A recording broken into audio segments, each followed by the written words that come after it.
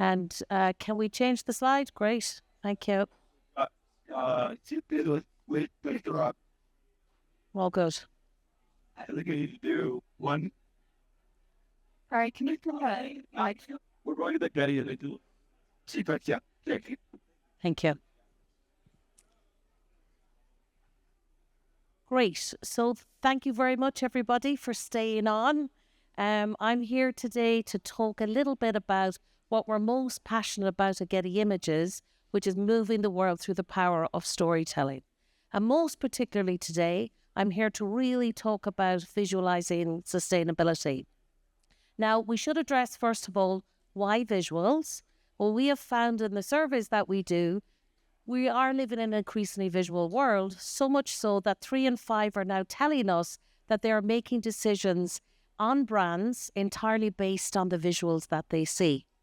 So we want to go and understand a little bit deeper what is motivating people to action around sustainability and how we're not all a homogenous group when it comes to how we react to visuals and how there are differences, which I'm delighted to share from our image testing today. Now, how we go about the work that we do, I'm proud, if you haven't heard about it before, to introduce Getty Images Visual GPS. This is our creative intelligence platform. We take a 3-pronged approach in how we've pioneered our visual methodology. So first of all, we do custom market research. This is where we survey a minimum of 7,000 plus people in 25 countries, on average every 3 to 4 months. And we've been doing this consistently for 5 years around sustainability. We also then do a little bit of image testing, as I spoke about, and I'm going to share the interesting results from that today. We also have a look at, well, what is happening around visual appetite for sustainability? Is it dropping off? And I'm here sadly to tell you that in the last 12 months, it has significantly dropped off on our Getty Images platforms, whether that's across our media customers, whether that's across brands who are looking for visuals to tell a story in their sustainability reports or around their initiatives. We are down minus 21%. Which is significant. And when we break that down and we look at all the various ways in which somebody could search for visuals around sustainability, every single thing is down, apart from just a very minor increase around renewable energy and a very minor increase around weather. So we want to understand that a little bit better. And then most importantly, I'm here today to talk to you about how visual storytelling has changed over time. So I'm with Getty Images, 14 years now. I head our insights team. And the first job I ever did when I joined the company was sustainability. And I remember very much really looking at and analysing what were the visuals that were popular. So we all know now, and we can nod our heads very easily and say, yes, we understand that the polar bear on melting ice was really a call-out visual that people understood was talking about global warming, but also was a shift to talking about climate change. So whether it was Al Gore in 2006 with An Inconvenient Truth, but what we've seen at Getty Images is that the polar bears were still fluffy, they were still cute, and they were still being used on cards. So it wasn't until 2018 that we actually seen a massive explosion, and a lot of it had to do with the rise of Greta Thunberg in particular, and a lot of activism that was actually happening. And we began to see a shift in our storytelling. And interestingly, as we moved into the COVID pandemic, for the first time ever in our near 30-year history at Getty Images, in a time of crisis, whether it be financial or economic or anything significant happening in the world, we see visual appetite for sustainability plummet. We always see it rise when there's a bit more economic certainty. But during the pandemic, very much given the nature of how we found ourselves confined, we began to see a deeper appreciation and searches rose in sustainability. But as I said at the start, they're now down in decline. And this is against a very sharp increase in concern around climate change. So in those 25 countries that we've surveyed in repeatedly, the top concern that keeps people up at night is climate change. And we haven't seen that shift at all. And one of the reasons that we really have conversations about with consumers is that they're really struggling to cope with rising eco-anxiety. And I think the last talk we really heard of some of those real-life situations that people very much are feeling.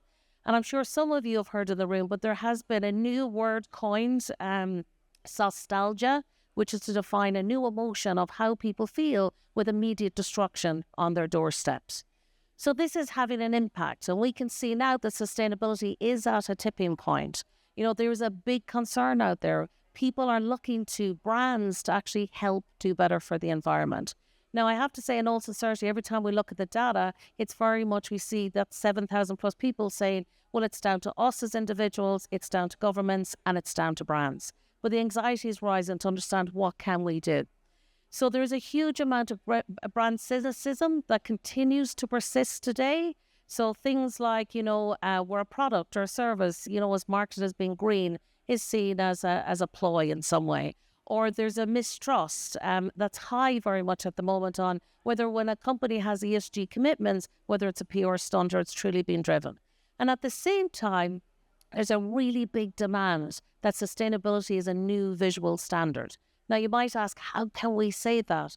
Well, for 63% of consumers we surveyed, it says that it turns them off when they look at any piece of advertising or business communications that has visuals that is not environmentally aware. But the other piece that we're beginning to see is the rise of greenwashing. So a little bit different from greenwashing, but we are seeing that consumers do not want brands to stay silent. So if they're challenged, if they're going through hurdles, if they're not quite getting it right on their journey, they want to see more honesty. So we're about to launch a report in a couple of weeks, and I'm just going to give you a little highlight on the top things that we have discovered in our most recent surveys. So honesty is number one. Honesty is becoming that new visual standard around how you visualize your sustainability journey and initiatives. People are saying that they want visuals that tell it to me straight. And more precisely, 81% are telling us that they want to see images and videos that really show the impact of climate destruction. And they want to also, 81% really want to see the stories of people that have been affected. So there is a big surge and rise in empathy.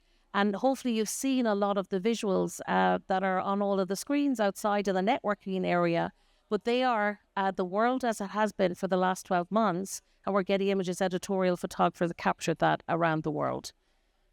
And then number two is equity. So again, we really need to ensure that we have sustainable development for all. We need to be able to visualize everybody within those storytellings. And every time we do visual analysis at Getty Images, we see that the visuals that brands are downloading to tell their stories mostly don't have people, but where they do, they skew towards being the younger audience, being white, and interestingly, being female. So we need to shift that story. So really, it's about understanding how do I address the blind spots in my sustainability visual storytelling. And the other interesting positive bit is that for 75% of consumers, they're telling us today that they want to see visuals that detail how governments and companies are actually taking that practical action. And they want to be brought in onto that journey and onto that story. So this is a very quick slide to give you a snapshot, which I'm sure you all recognize some of these images. And this is showing you what was popular 5 years ago by our customers all around the world to tell their stories. It often took a conceptual approach that was about care for the planet. You had a couple of hands that would come in, but it was quite abstract. It didn't really speak to any initiatives. What we're seeing in the last 12 months is it's this type of storytelling that talks about looking to the future. So it's not about the immediate now. It's very much an aspirational style of visual storytelling. But where we see things going next is bringing it down to that individual. And an interesting story that's rising is about employee activism. But I wanted to finish off today on the interesting results that we've seen. And honestly, I've never seen more clear-cut results from the image testing that we do at Getty Images every year. When it came to asking, to testing with different age groups, what types of visuals they actually connected with and that they felt showed that a brand was doing something for the environment. For the baby boomers here on the left-hand side, they really responded to visuals that showed themselves personally taking individual action, rolling up their sleeves, whether it's in just their day-to-day, eco-proofing their home, composting, or getting involved in community groups. And they told us because that's where they place their biggest trust and faith to get things done. Whereas Generation X were quite interesting. They were both skeptical out of any generation that we surveyed of actually anything being done by brands across different industries for the environment. However, in the image testing, they were drawn to what we call visuals that are all about sustainable investment in the now for the future. That sounds a little abstract. But if you look at these images pragmatically, It's either they're, bringing up their children at home and they're in that leadership responsibility to teach them how to garden better. They're in leadership positions at work, or they're investing in smaller businesses in their circular economy that are sustainable. And then we'll move on to our final slide on the testing, which is around the younger generations. So for the millennials, they responded most to visuals that looked at sustainable consumption. And I think it's not surprising given the fact that in our living history or living memory at the moment, they have been the bigger drivers of sustainable consumption. So they place most faith in the purchasing power of their wallet. And again, they like to see themselves visually either as, very green, eco-conscious consumers in the storytelling or running smaller green businesses.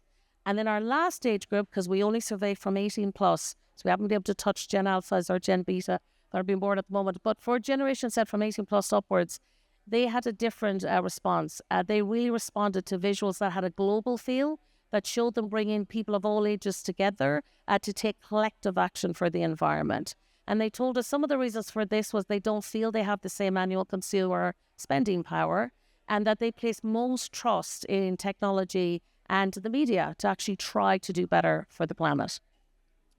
So to summarize, just so I'm sure we're keeping on time, so just a couple of kind of visual recommendations that we often ask people to consider and think about. When it comes to visualizing sustainability for all, I do want to assure everybody there are so many untold stories. There are so many people that are not represented. There are opportunities to educate and bring people on a very interesting journey on what you're doing. And often it's about breaking down sustainability, showing the small sustainable moments that can empower people in their everyday, showing personalized actions at the local level that they can take, showing how you can bring people together, support communities, and again, just asking yourself, where is my unconscious bias when I'm driving my visual strategy for my brand, and I may not be really bringing an inclusive lens to that storytelling, because ultimately, we want it to be accessible to all. So my final slide is just to say, there has been a lot of debate on whether sustainability visual storytelling can be quite dull. We are beginning to see a shift. There is a drive to go beyond green palettes. There's a drive to kind of freshen things up. And there's also a drive to bring some more humor. Consumers are saying they'd like to see humor in a lot of this type of storytelling. It makes it more memorable. It makes the journey a little bit easier. And they just want to learn and be involved and support the right brands with their decision making. So that's it from me. I just want to say, please reach out to either myself or Nicole, who's down at the back of the room. We're here. We'd love to chat to you. We will be putting out our sustainability report in the next couple of weeks. We will also be focusing on AI, which will be in line with the last panel that we have and the potential there. And that's just the two of us if you want to take a quick picture. So that's it for me. Thank you very much. Thank you. Okay, I'd like to invite up our next panel. We're going to be discussing